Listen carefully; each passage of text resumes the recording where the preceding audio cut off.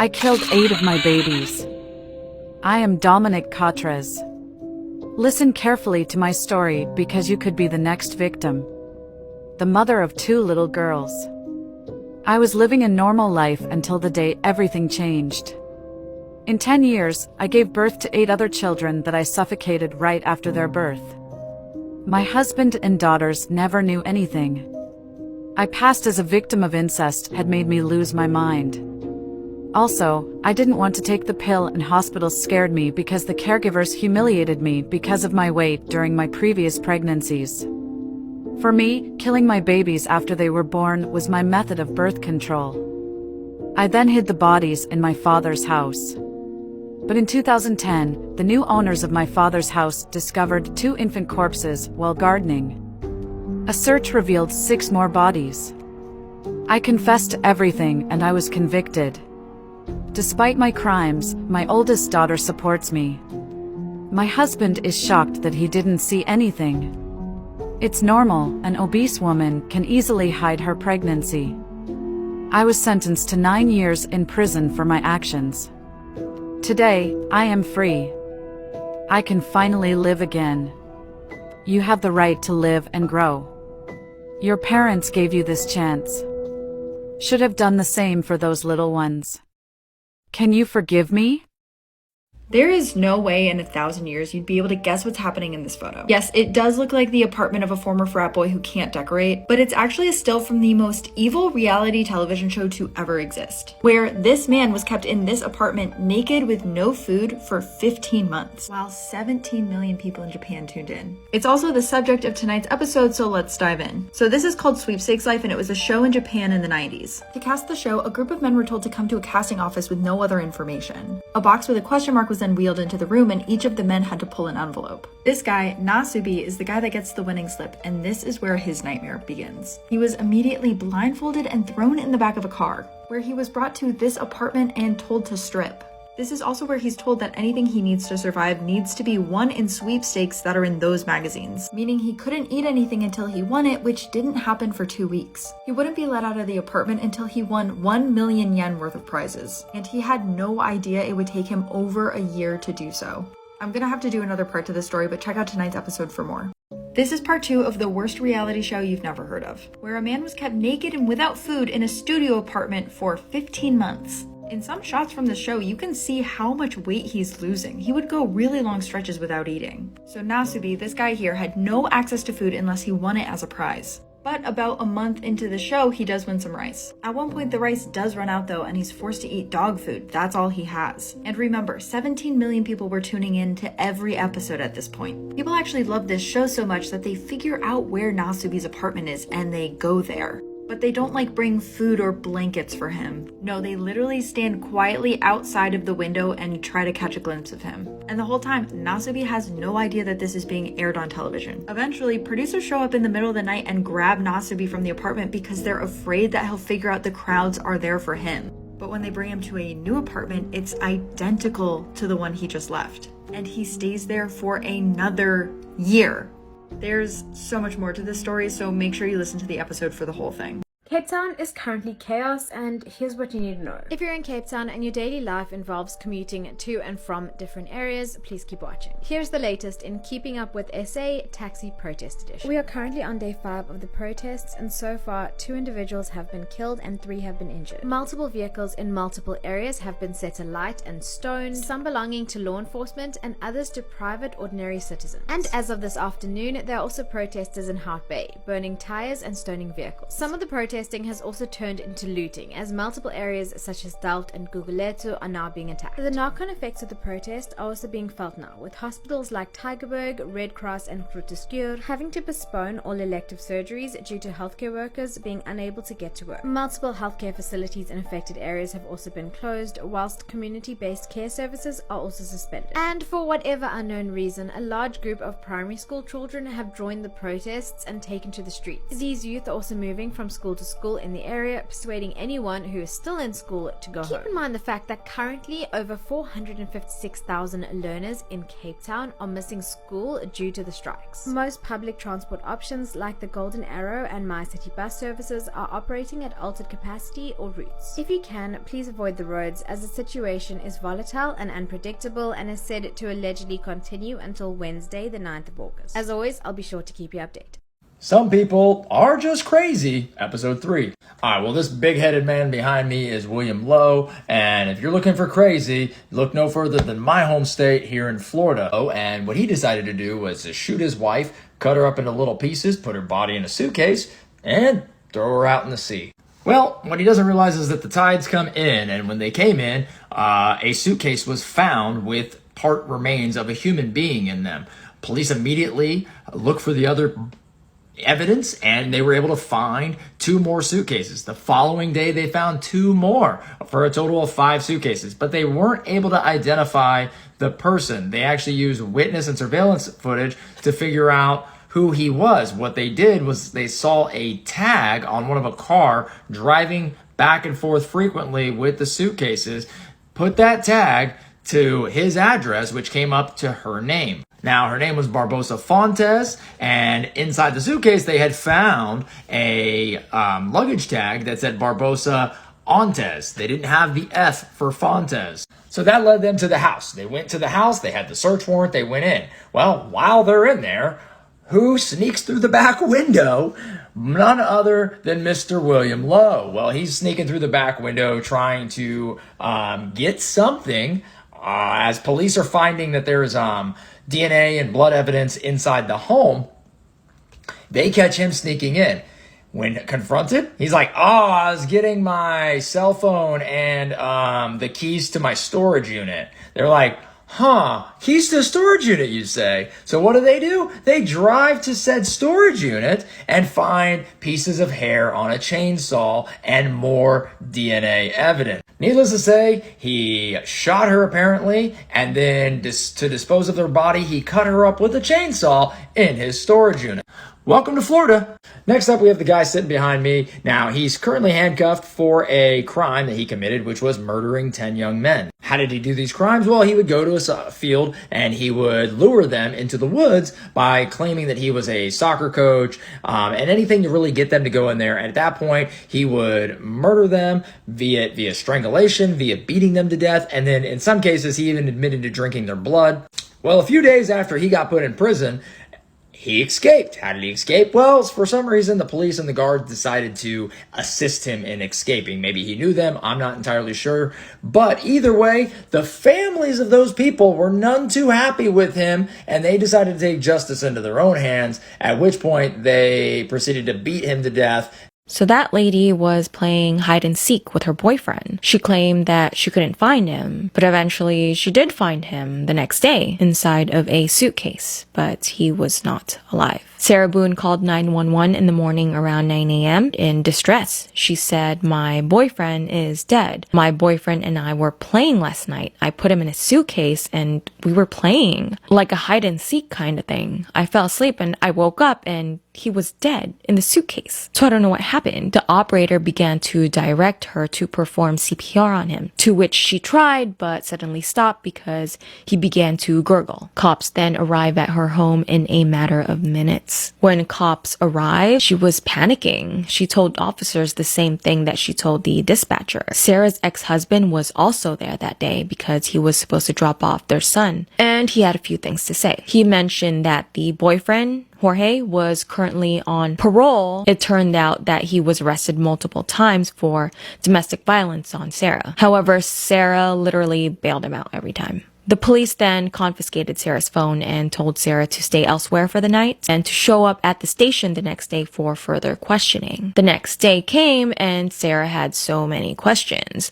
One of them was when she would be able to get her phone back. However, cops were not planning on doing that just yet. They asked her a few more questions, but not before they advised her of her Miranda rights. They also mentioned that they received Jorge's autopsy, and forensics stated that he had multiple injuries that were not there prior to arriving at her apartment. She said that he's a clumsy guy and he just walked into walls. She said the whole day was great, that they had puzzles, wine, and they played hide and seek, and that they were having a very good day. She said that Jorge was just the type to walk into walls and he was a really clumsy guy. She then confessed to them that while things have been good, it hasn't always been that way. She then recalls all of the times he's been violent with her and how she only drinks alcohol when he's around and how he's possessive towards her. One of the investigators then said, "When you love someone, you have limits. At one point, someone gets enough and they have to do something to defend themselves." However, she said that she would just leave the person rather than hurting them. She said that she even had proof of trying to get restraining orders. She said, "You can check my computers, you can check my phone." And speaking of phone,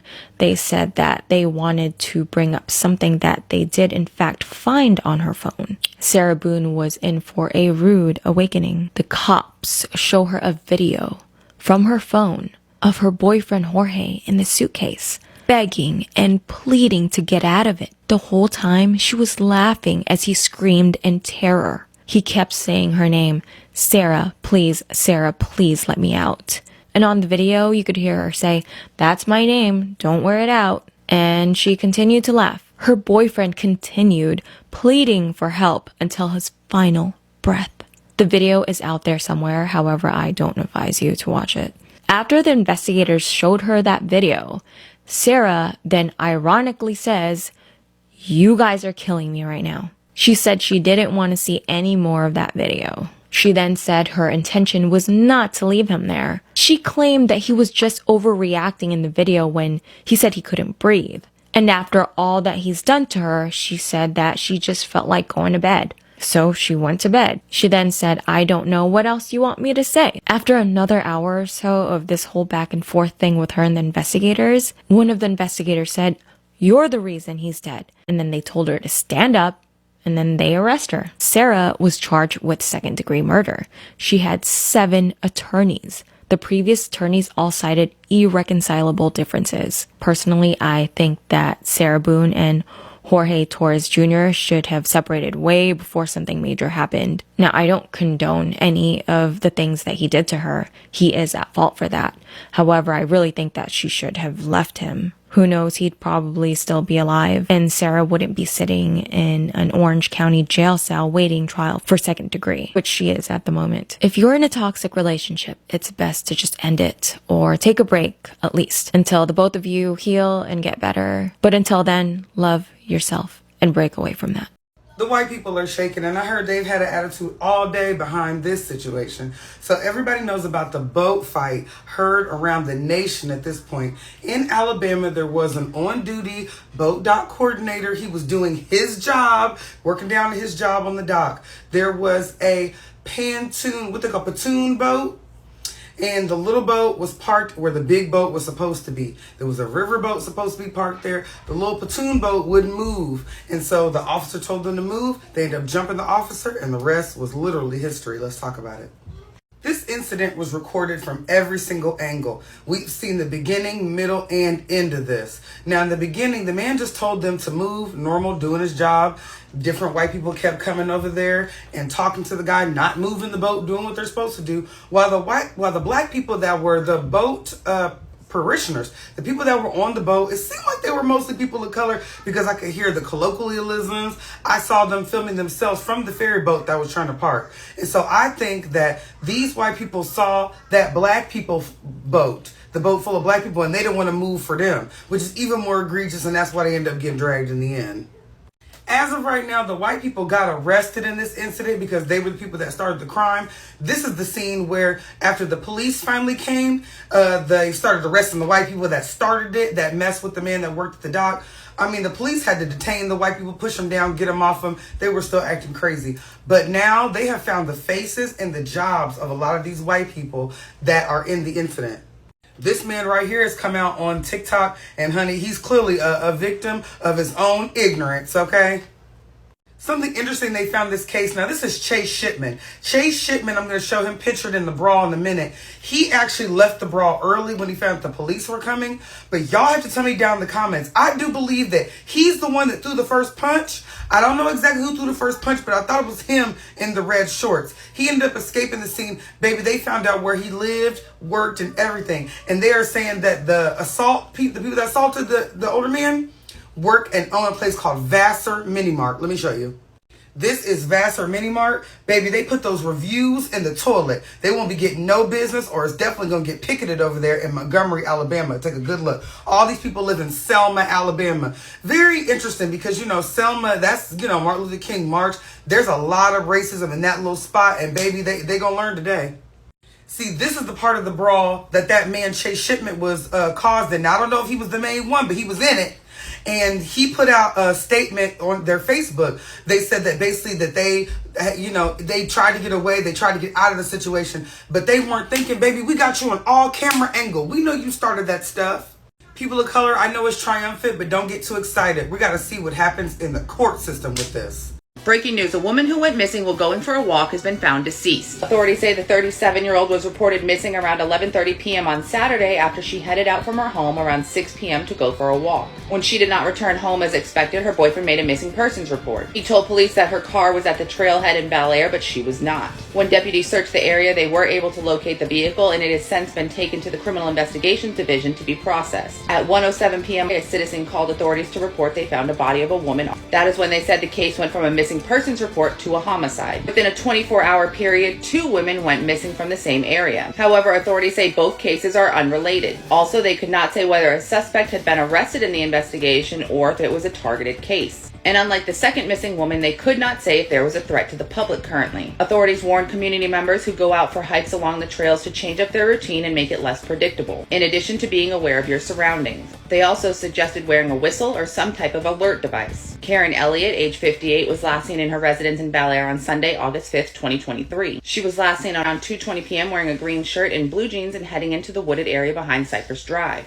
Though they do believe this is the body of the missing woman, they will not confirm that until the medical examiner confirms as well. I'll keep you guys updated. What do you think? Drop in the comments. Looks like a big dormitory, doesn't it? How's he been doing in this facility? It's been up and down. He's been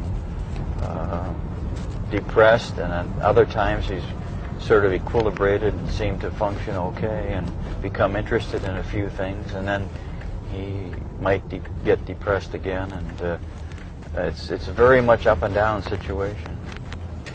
At one point he was on Prozac, was he not, for Yes. his depression? Mm-hmm. Is he still on that drug? No, he's not on Prozac or any medication right now. He took himself off.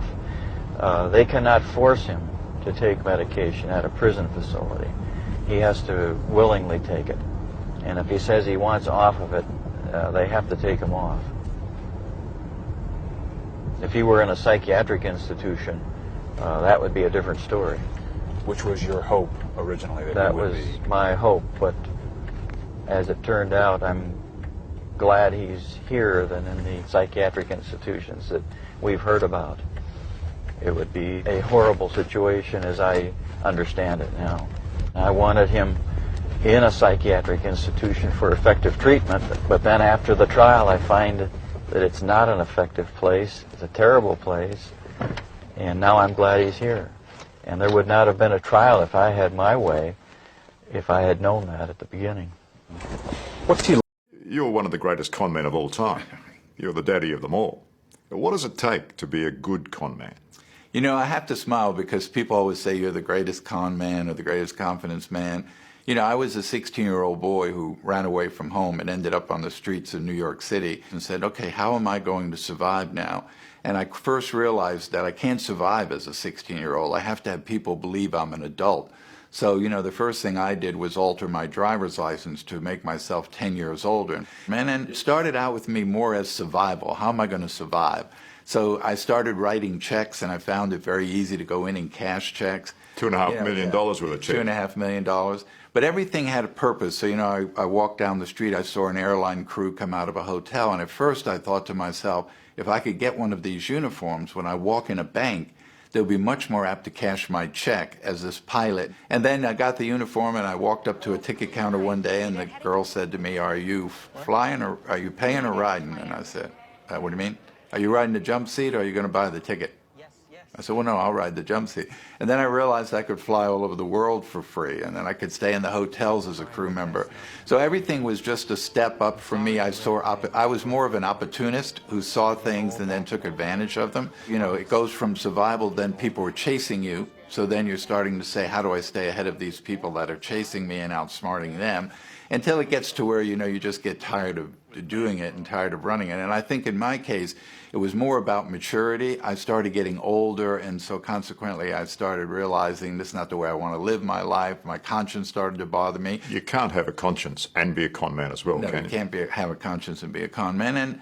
And you know, you can only change if you want to change. You have to be willing to want to do that. And you can't expect someone else to do it for you. You have to do it, and it's not easy. You got to change your life. When you're actually doing it, like even to riding the jump seat, you know, things like that, in those instances, in those moments, they're amazingly brazen, audacious acts. I mean, where does somebody find the inner confidence to do that? And I truly believe, looking back on it now, that I truly believe I was able to accomplish all those things because I was just a teenage boy. I had no really conscience. I had really no fear of being caught. I really didn't care about consequences. I was just a kid. I always believed had I been a little older, say I'd started doing that at 21 to 26, I wouldn't have done half the things because I would have rationalized and said, you'll never get away with that. No one will believe you're a doctor or you're a pilot, or I would have probably never done it. But because I was a kid, I had this kid's imagination that I can do anything, I can get away with anything, or at least I'm willing to try it, and had no fear of consequences. So in my case, it wasn't that I was brilliant or that I was a genius. I think it was more about the fact that I was very young, and I looked at it through the eyes of a kid than the eyes of an adult. It was the naivety of youth. Right, yes. A good excuse. Yeah. Even when I was doing the things that I did, I paid back $2 million of that money because I hadn't spent it. And then I eventually paid the other $500,000 back only because I felt it was right to pay all the money back. But as a kid, I couldn't spend $2 million, so it was never really the money. It was more of just going on the adventure and doing it and seeing how much you could get away with. You know, I would just add that when I did all the things I did, one of the things that I realized very quickly later on is that all the people I met that I really never did anything to, in fact, I took them places, I spent money on them, I bought them lots of things, they were the people most upset with me because those people felt deceived. That I thought you were my friend, and yet you weren't who you say you would. You didn't trust me enough to tell me who you really were. So it's kind of like the people who say, you know, the guys got into my house, but they didn't steal anything, but they went through all my belongings. That bothers them more than if they had stolen something. And I had to come and realize that with maturity, that's very devastating to people. Hello, I'm Liam Bartlett. Thanks for watching. To keep up with the latest from 60 Minutes Australia, make sure you subscribe to our channel. You can also download the 9Now app for full episodes and other exclusive 60 Minutes content. The story of the School of Rock pedophile is one of the most disturbing things I've ever read about. Meet Jason James Murphy, a former Hollywood casting agent who, before he worked as a casting agent for children, had been convicted of one of the most terrible crimes I've read about. So when Jason was just 19 years old, he was in college at the time, he kidnapped an 8-year-old boy, held him hostage, and repeatedly assaulted him. He had met the boy while he was working as a camp counselor, and he eventually served 5 years in prison, and was obviously required to register as a sex offender for the rest of his life. But in 2005, just a few years after Jason got out of prison, he moved to California, and that's when he started working in Hollywood. Jason was a casting agent for a number of huge films. He worked by helping to cast the children in the film School of Rock. He also helped to cast the film Cheaper by the Dozen, which obviously has a lot of kids in it. And he worked on a number of different movies, including stuff like Super 8 by J.J. Abrams. Now, apparently, people didn't really know about his past, which I think is really strange because if they were actually doing background checks on the people that they hired, they would see that this man had served 5 years in prison. But in 2011, he was rearrested for failing to file a name change Now, he was arrested again in 2011 after he had worked on all of these movies because he failed to file a name change and a change of address with the government, but he had apparently been working for years under a different name. And I mean, this guy was trying to outrun his sordid past, but with such a horrible crime that you've committed, you can never outrun that. And I don't know if he's still working with Hollywood, working around kids, but I really hope that he's not.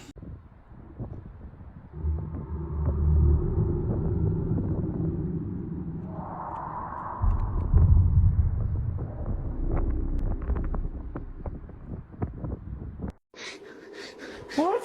What's wrong with you? Then what? It took my daughter. Parker? Please, let me inside. Parker!